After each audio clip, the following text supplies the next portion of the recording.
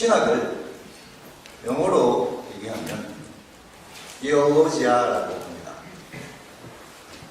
이 디올로지아라는 단어는 두 가지 단어를 합해져서 만들어진 단어인데요. 첫 번째로는 데오스라는 신의 의미와 그리고 로고스라는 말씀의 의미가 합해져서 만들어진 단어입니다. 곧 신에 관한, 신의 말씀에 관한 그런 학문이라는 것이죠. 그런데 이 신학은 책임이 있습니다. 이 신학의 책임은 각 시대마다 하나님께서 역사하시는 방법을 사람들에게 설명해 줄 수 있어야 합니다. 위대하신 하나님을 학문, 그 글로 설명할 수 있을까요? 실은 이는 불가능한 일입니다. 우리 인간은 신을 설명할 수 없습니다. 우리는 죄성을 가졌기에 초자연적으로 역사하시고 때로는 우리 이성을 뛰어넘으시는 그 하나님의 일하시고 우리 인간의 좁은 그런 이성으로 이해할 수가 없는 것이죠. 인간이 하나님을 이해한다는 것, 그리고 하나님의 일하심을 설명한다는 것, 사실상 거의 불가능에 가깝지만 인간으로서 신을 알 수 있는 방법은 그나마 그 신, 그분께서, 하나님께서 우리에게 자신을 나타내 보여주셔야 합니다. 이를 우리는 계시라고 얘기합니다. 실상 인간이 하나님을 알 수 있는 최성이라고 해봐야 사실 아주 조금일 것입니다. 어떻게 그 위대하신 하나님, 전능하신 하나님, 그 하나님을 우리가 형용할 수 있겠습니까?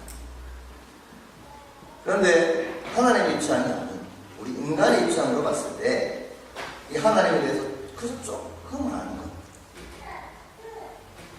그 조금 아는 것, 그것도 우리에게 너무나 큰 것이라는 것입니다. 우리 인간이 감당하기, 이 하나님이란 분을 이해하고 해석하기, 우리 인간은 너무나 부족하다는 것입니다. 그렇다면 그 전능하시고 그 신이신 그 하나님의 아주 작은 그것을 우리는 어떻게 인식할 수 있을까요? 하나님은 지금도 이 자리에 우리와 함께 하십니다. 믿으십니까? 또한 하나님은요, 이 시간, 이 자리뿐만 아니라 모든 세계 곳곳에서 모든 만물을 다스리고 계십니다. 우리가 어떻게 인식할 수 있을까요?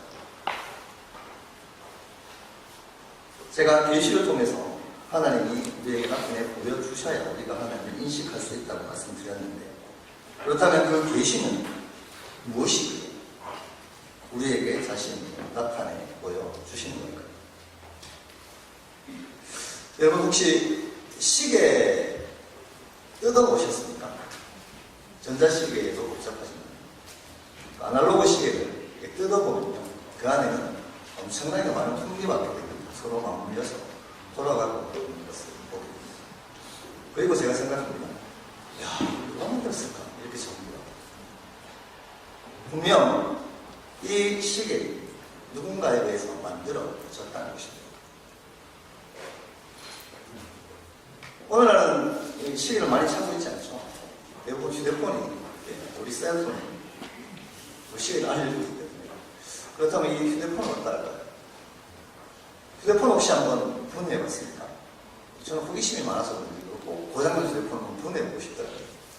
근데 그걸 분해해보면 그 안에는 엄청난 반도체 칩이 꽂혀져 있습니다. 그리고 그 반도체 칩 안에 엄청난 그 기술들이 포함되어져 있다는 것입니다. 분명 이 복잡한 휴대폰도 누군가에 의해서 운명이 만들어졌다는 것입니다. 여러분, 우주에는 얼마나 많은 별들이 있을까요? 제가 캐나다에 와서 밤하늘을 보면 참 경이로울 때가 있습니다. 그냥 스쳐 지나갈 때는 모르겠는데 그 별을 같이 보고 있습니다. 와, 저 우주가 얼마나 크게 느껴지고 또 그 별이 얼마나 아름다운지 모르겠더라고요. 근데 그 별을 제가 셀 수 있을까요? 셀 수 없습니다. 지구 밖에는요, 수많은 행성들이 지금도 이 지구와 함께 맞물려 돌아가고 있습니다. 근데 서로 부딪히지 않고 잘 돌아가고 있죠. 이렇게 광활한 우주에 많은 별과 행성들도 분명 누군가에 의해서 만들어졌다는 것입니다. 그 수많은 수천 개의 별들 중에 별들이 살고 있는 이 지구, 이 행성, 이 행성에는 우리 인간이 살 수 있다는 사실을 여러분 아십니까? 이것이 얼마나 놀라운 은혜입니다.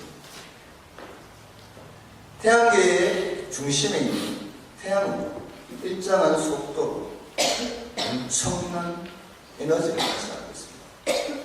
원자력 발전소 하나가 엄청나게 많은 전기를 만들어내지 않습니까? 그런데 그 원자력 발전소의 수천 수만 배 이상의 에너지를 지금도 이 시간에 수시로 뿜어내고 있습니다. 그리고 그 외리의 수많은 행성들은 태양을 중심으로 주위를 일정하게 공전하고 있습니다. 그리고 태양계를 감싸고 있는 7개의 행성, 최근에 명성이 빠졌다고 얘기하는데 어떤 행성들은 지금도 스스로 자전하고 돌아가고 있습니다. 특히 이 지구라는 행성은요, 태양과의 적절한 거리를 두고 있기 때문에 너무 뜨겁지도 않고 너무 차갑지도 않고 적당한 위치에 있어서 우리 인간의 삶에 가장 적합한 곳입니다. 그리고 지구 뒤에 있는 화성이나 목성이나 그 외의 다른 행성들도 사람이 살 수 없는 그런 행성입니다. 그나마 화성에도 물이 발견되었다고 하죠. 인간이 살 수는 없습니다.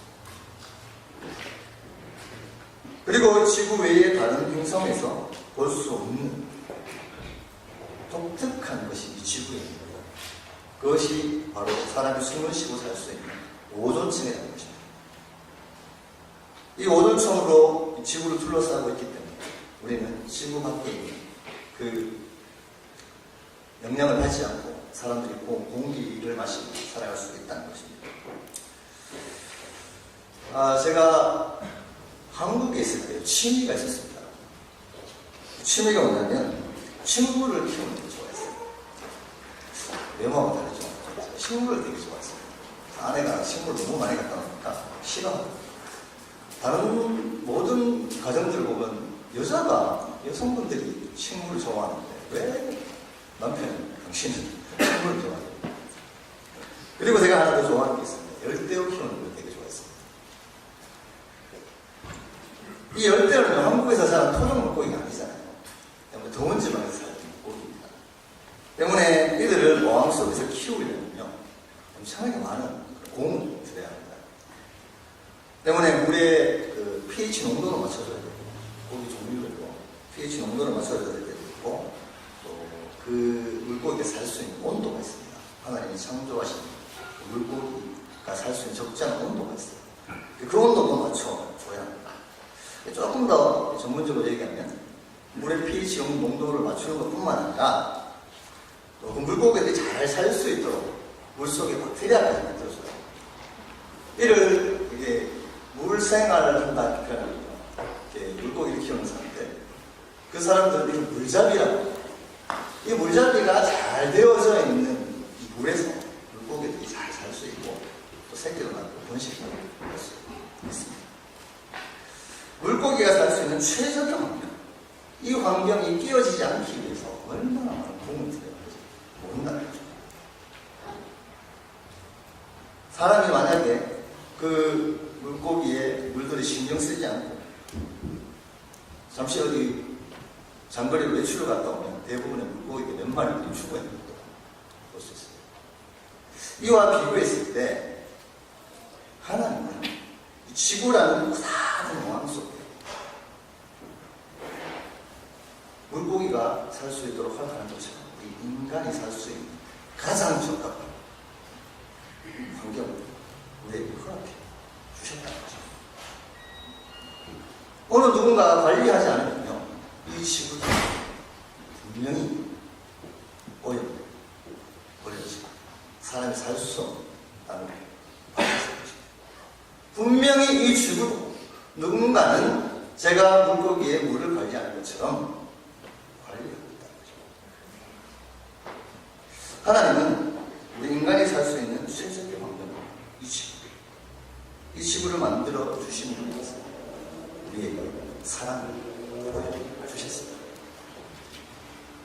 이렇게 하나님은 인간의 힘으로는 근접할 수 없는 그 하나님의 영역 안에서 우리가 하나님께서 우리에게 허락해 주신 이 이성으로 하나님을 충분히 인식할 수 있게끔 자기를 보여주셨다는 거죠.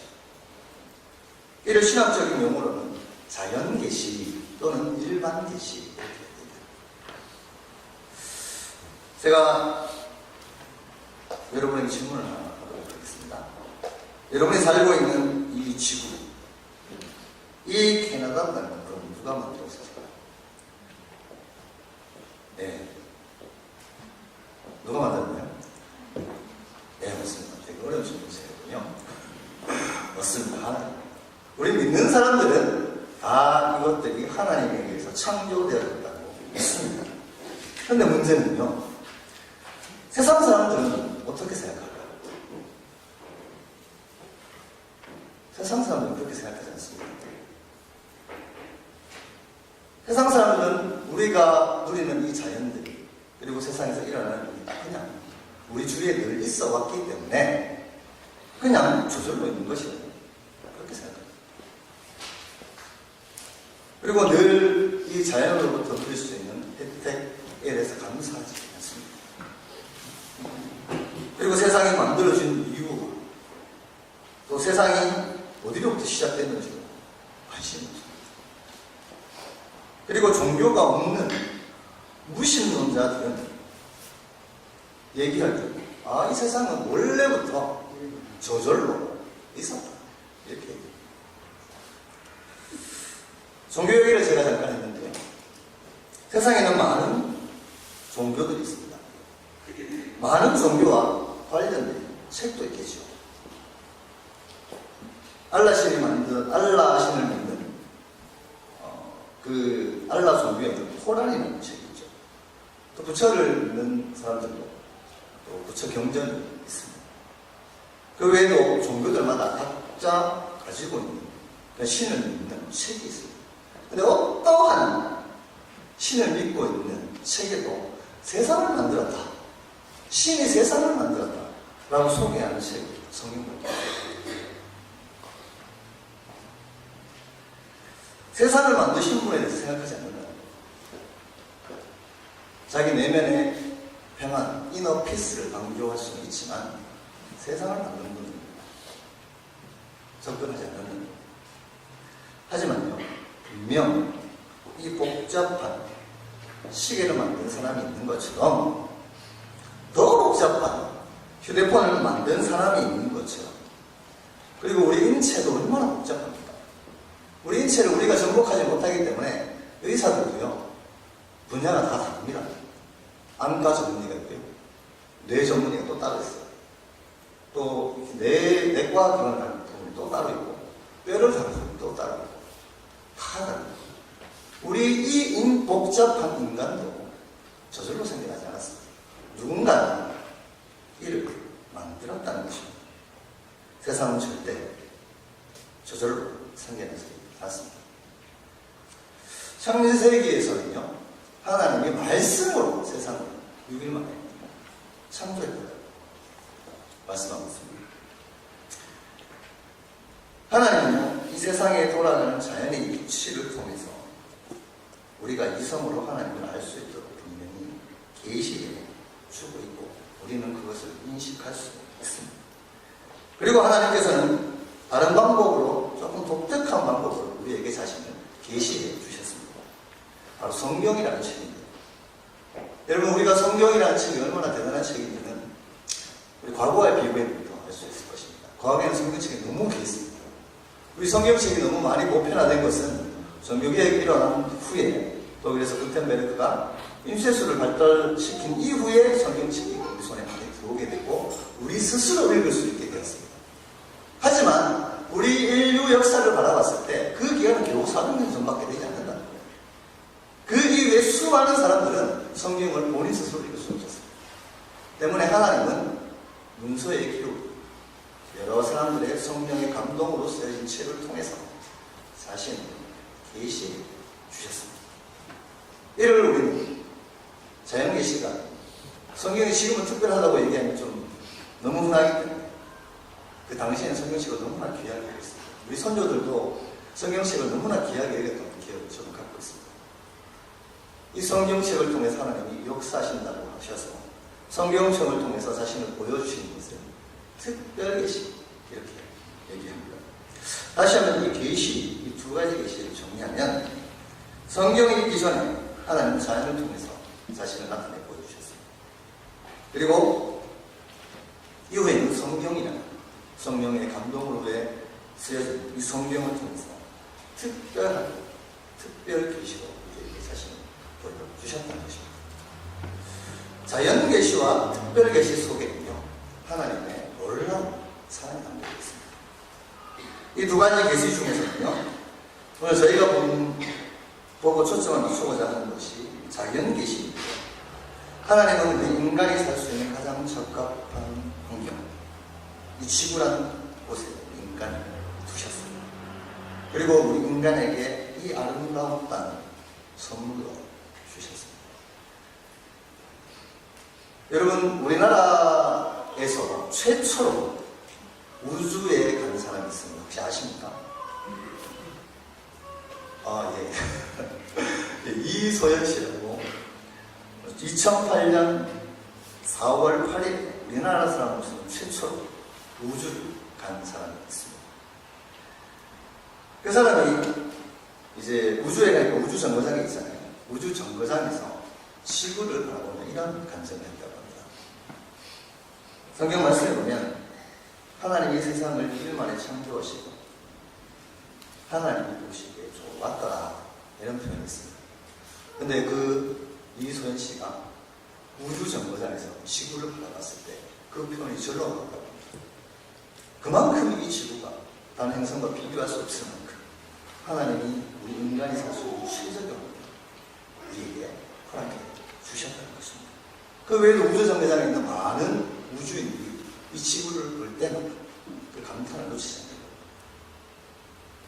거예요. 이렇게 아름다운 땅인 지구, 오늘 말씀에 따르면 이 지구를 우리는 다스리고 정복하고 이 지구에 대한 위임권을 인간에게 허락해 주셨다는 것입니다.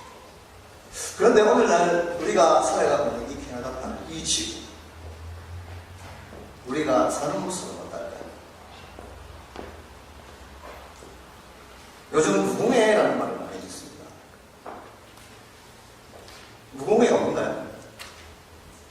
네. 공기를 전혀 마시지 않는 식물인가요? 그렇진 않고요. 화학 성분이나 여러 가지 다른 것들의 도움을 받고 사는 식물이 아니라 정말 자연 그대로 사는 식물이 무공해입니다. 저희가 대학 시절에 농산물 품질 관리원이라는 곳에 제가 일을 한 적이 있습니다. 아르바이트가 있었는데 제가 생각을 좀 곱상하고 그랬지만 대학교 시절에 아르바이트를 안 해본 게 없습니다. 뭐 주유소부터 해서 주유소 마음대로 다 해봤습니다. 주유소는 제가 일하러 가니까 얼굴에서 이렇게 막 주유소 그 기름에 제가 알레르기 반응을 일으키더라고요. 그건 못하고 대학 생활 4년 내내 아르바이트 안 해본 게 없어요. 여튼 그때 제가 농산물 품질 관리원에서 아르바이트를 하면서 그 농산물 품질 관리원에 있는 공무원들이 그 지역을 담당하고 있는 지역에 각 그 밥과 문을 다니면서 농산물을 뭘 키우고 뭘 재배하는지를 관리 감독하는 그런 기관이 있습니다. 때문에 그 기관에서 키우고 있는 뭐 깻잎이나 고추나 이런 것들을 다시 채집해 와서 무공에 인지하는지 검사해보고 그에 대한 값을 매기는 그런 역할을 감당하는 기관이 있는 거죠. 그래서 우리가 이 무공의 식품을 우리가 먹으면 우리 몸에 좋을까요? 네, 좋죠. 여러분, 올가닉이 비싸죠? 아닌가요? 올가닉이 비쌉니다. 이 올가닉은요, 하나님 때에 적절한 태양빛을 받아요. 적절한 바람도 필요하고, 적절한 비도 어느 정도 맞아요. 그러면서 잘 성장하는 이 식물이 우리 몸에 너무나 좋다는 것이죠. 그래서 아주 비싼 것을 그래요. 이렇게 우리 몸에 좋은 무공의 식품이 있다면 우리 몸에 나쁜 식품들도 있겠죠.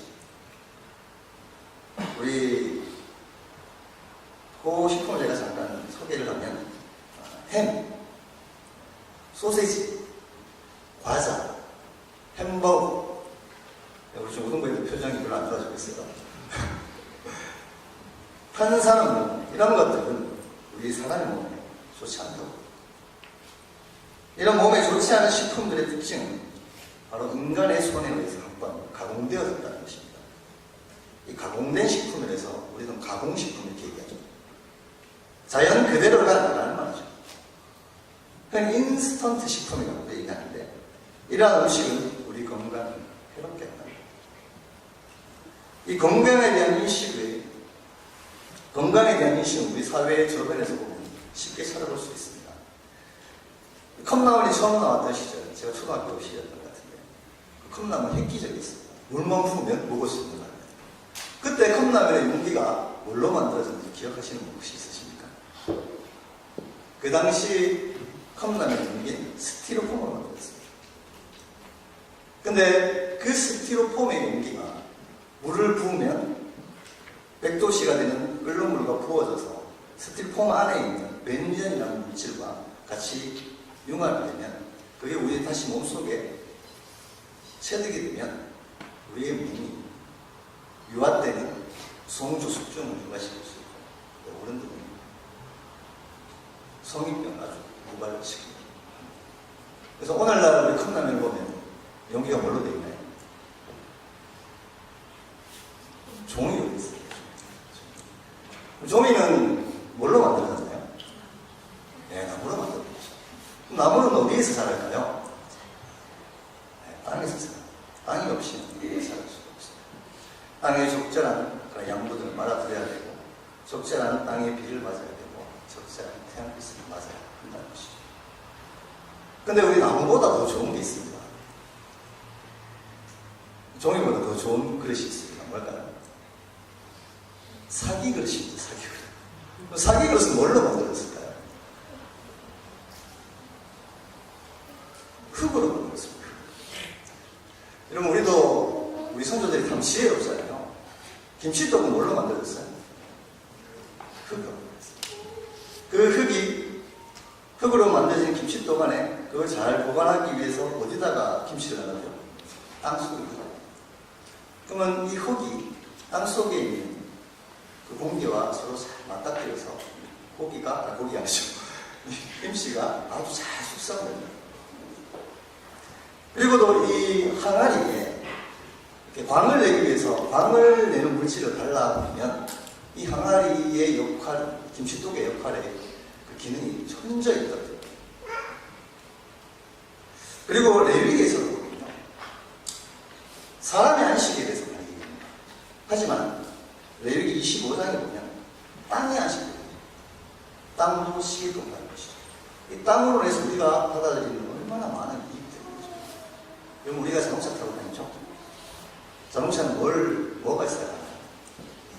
기름이 있어요. 그럼 기름 어디서 나와요? 땅에서 나왔습니다. 여러분, 다이아몬드 너무 좋죠?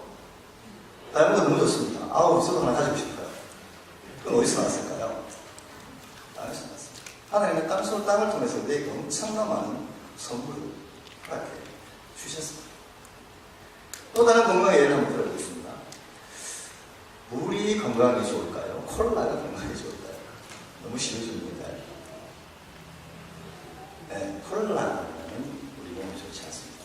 중고등부 학생들이 자꾸 편하게 안 도와주고 있어요. 분명 물은 하나님께서 우리에게 주신 것입니다. 하지만 우리 인간의 기술이 약간 첨가된 것이 콜라입니다. 약간의 톡 쏘는 맛을 주기 위해서 약간의 그런 화학성분을 사용한다고 해요. 근데 그 톡 쏘는 맛이 우리에게 참 시원함을 주고 좋지만 먹으면 먹을수록 더 갈증을 느끼죠. 또 먹을 때는 시원하지만 그걸 먹고 난 이후에 우리 몸에 나쁜 것들이 계속 쌓이는 거죠. 때문에 이 콜라를 대체하는 건강 음료들이 많이 있습니다. 매실 주스, 포도 주스, 오렌지 주스 이런 것들이 많이 등장하죠. 그리고 또 우리가 가면 뭘 찾아요? 100% 포도, 100% 오렌지. 이 100%라는 말이 무슨 말인가요? 하나님이 주신 그 땅에 있는 것을 받아서 그 나무로부터 나와 있어 새싹을 내고 그 안에서 어떻게 그렇게 노란색으로 만들어질까요? 포도가 어떻게 그렇게 파란색으로 만들어질까요? 그게 모두 땅에 영향을 받은 하나님의 창조 질서에서 그렇게 만들어진다는 것입니다. 오늘 난 많은 아파트들이 있습니다. 저도 아파트에 한번 살아보고 소원이었는데 그리고 사실은 못했는데 이 아파트 얼마나 편합니까?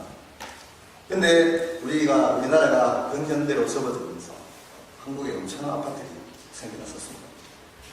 그런 문제가 생겼습니다. 바로 어린아이들이 걸리는 아토피 피로입니다. 그 원인이 바로 새집 증후군 때문이라고 과학자들은 얘기합니다. 이 새집 증후군은요, 콘크리트에 함유되어 있는 그 독한 화학성 그리고 원목이 아닌 가공된 나무 있지 않습니까? 나무를 갈아서 그 안에 본드를 넣고 냄새가 맡으면 되게 진하거든요. 그러한 냄새, 그 본드의 화학성분들 이런 것들 때문에 이러한 것들이 우리 몸에 축적되기 시작하면 우리 건강을 해칠 수 있고 아토피를 유발시킬 수 있다는 것입니다. 그래서 여러분 들어보셨을 겁니다. 피톤치드라고 합니다. 이 피톤치드는 편백나무에서 수출해낸 액입니다. 이 액이 그런 화학 성분들이 방어해낼 수 있다고 합니다. 그래서 요즘에 한국에는 전원주택이 있죠. 전원주택에 가보면 특별히 원목으로 지어지면 더 비싼 집 거래거든요. 그리고 바닥은 뭘로 만들까요? 네, 맞습니다. 콘크리트로 만들지 않습니다. 황토. 황토는 어디 있는 건가요? 흙. 우리는요, 알게 모르게 세상의 편리함 속에 살아가고 있습니다. 하지만 오류를 경험하고 많은 고통을 경험한 후에서야 하나님이 만드신 자연으로 돌아가자는 얘기를 자연 계시를 통해서 우리는 듣고 있습니다. 하지만 우리의 삶의 분주함 때문에 내가 어떻게 먹고 살까 문제 때문에 이런 하나님의 음성, 자연 계시 듣지 못하는 것 뿐이죠. 성경의 창세기를 읽다 보면 사람이 900살까지 살았다. 제가 처음 성경을 읽을 때 덮었습니다. 사람이 900살까지 살다니 그 말이 되냐고. 이걸 믿으라면 저는 이해할 수 없었을 때 덮었습니다. 그런데 계속 성경을 쭉 읽어가다 보면요. 나중에 제가 신앙을 하고 성경을 읽어가다 보면 이 사람의 나이가, 평균 나이가 900살까지 살던 나이가 갑자기 뚝 떨어질 때가 있습니다. 그게 언제냐면 노아의 홍수입니다. 하나님 천지를 창조하시고 제일 처음으로 우리 인간의 그것이 뭘까요? 하나님 천지를 창조하시고 우리에게 먹을 것을 주셨어요. 그것이 뭘까요? 말씀 한번 볼까요? 우리 1장 29절 말씀입니다. 다 같이 한번 읽어보겠습니다. 시작. 하나님이 이르시되 내가 온 지면에 있는 모든 채소와 씨가지 열매맺는 모든 나무를 너희에게 주니 너희의 먹을 거리가 되리라. 하나님께서 천지를 창조하시고 인간에게 처음으로 주신 것은 모든 채소와 열매 맺는 나무의 과일이었다는 것입니다. 그 중에서도 선악고기가 아니며 선악과를 먹시고 되겠습니다. 그리고 인간의 욕심이 그걸 먹게 되죠. 그로 인해서 우리는 서로 비교하게 되고, 서로 비교하게 됨으로 인해서 하나님과의 관계가 단절되어져 버렸습니다. 하나님을 잃어버린 인간의 죄악은 점점 더 커져갑니다. 가인이 자기 동생을 죽인 죄부터 시작해서 노아의 8식구까지, 노아의 8식구가 남기까지 그 인간의 죄를 점점 더 커져갑니다. 그래서 하나님께서 이 세상, 이 인간들을 심판해야겠다 라고 생각하고 노아의 홍수를 허락하십니다.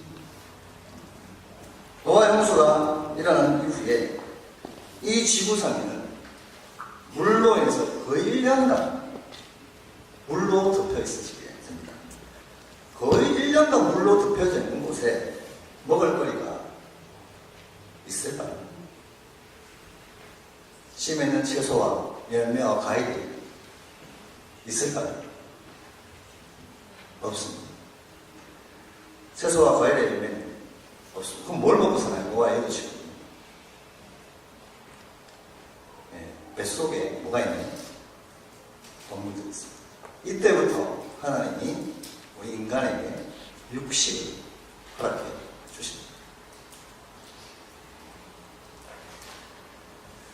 그런데 우리가 여기서 좀 주목하고자 원하는 것은 채식을 하던 이전 시대보다 육식을 한 이후에 인간의 평균 나이가 급격하게 줄었다. 노아의 홍수가 일어날 때 노아는 600살이었습니다. 그리고 그 노아의 후세대는 육식을 하고 살았는데 노아의 아들 셈은 600세에 죽었다고 성경이 기록하고 있습니다. 그리고 시간이 더 지나서 아브라함은 175세 때 죽었다고 기록하고 있고요. 오늘 많은 사람들은 100세 시대에 살아가고 있습니다. 오늘날 우리가 살고 있는 세상, 이 세상은요, 하나님이 너무나 완벽하게 디자인하셔서 우리에게 주신 축복의 선물입니다. 그런데 이 세상은 그 하나님의 목적과 너무나 달라져 버렸습니다.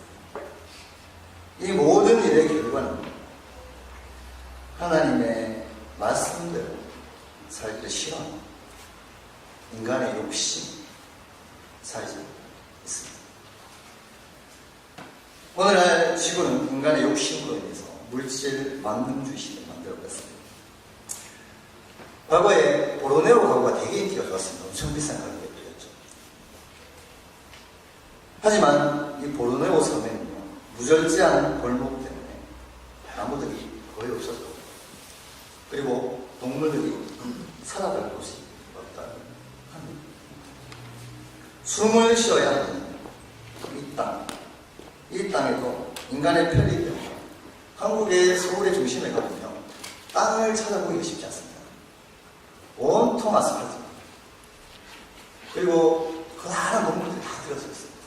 땅을 찾아보기가 쉽지 않습니다. 땅은 숨을 쉬어야 하는데 아스팔트로 덮고 있는 지구 표면 속에 숨을 못 쉬니까 낮에 받았던 그 한국의 더운 여름에 낮에 받았던 그 열들을 그 땅이 머금고 있다가 밤에 그 열을 뿜어냅니다. 그래서 우리는 여름에 열대야의 그런 고통을 경험해야 했습니다. 숨을 쉬지 못하는 지구. 우리도 간접적으로 느끼고 있지만 밴쿠버의 날씨가 변하고 있다고 저도 여기서 많이 느끼고 있습니다.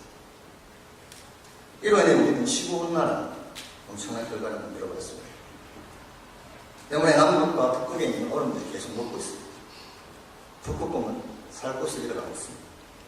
이러한 환경 문제는 우리나라뿐만 아니라 유엔뿐만 아니라 모든 세계로 관심을 가지고 있다.